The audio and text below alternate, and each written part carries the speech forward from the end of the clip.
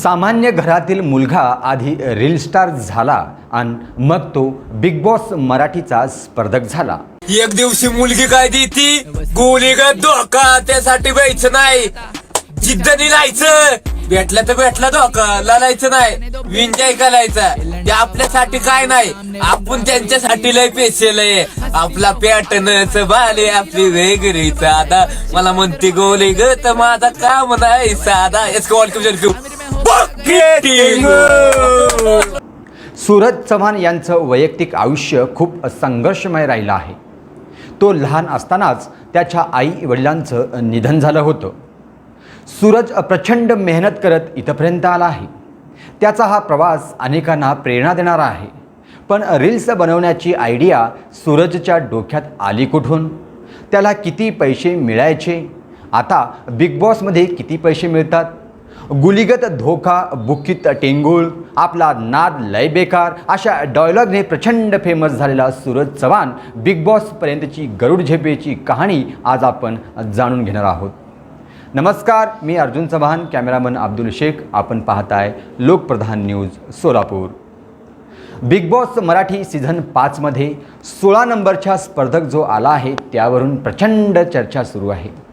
या सीझनमध्ये अनेक रील स्टारांना संधी देण्यात आली आहे। यामध्ये कोल्हापूरच्या धनंजय पवार उर्फ DP, Konkan hearted girls Ankita Prabhu Walawalkar आणि टिकटॉकवर सर्व यूजचे रेकॉर्ड मोडणारा सूरज चव्हाण यांचा समावेश आहे।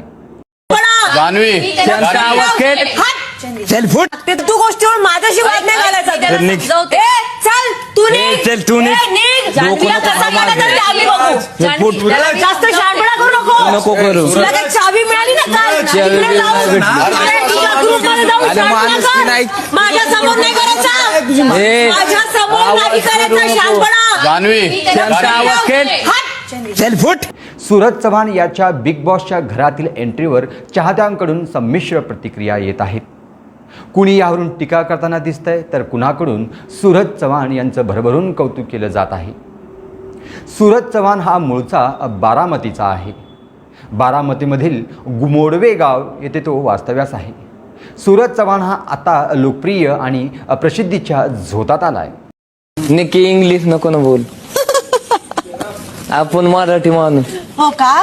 ठीक आहे, सॉरी। धन्यवाद। काय पडू का तुझे? नाही।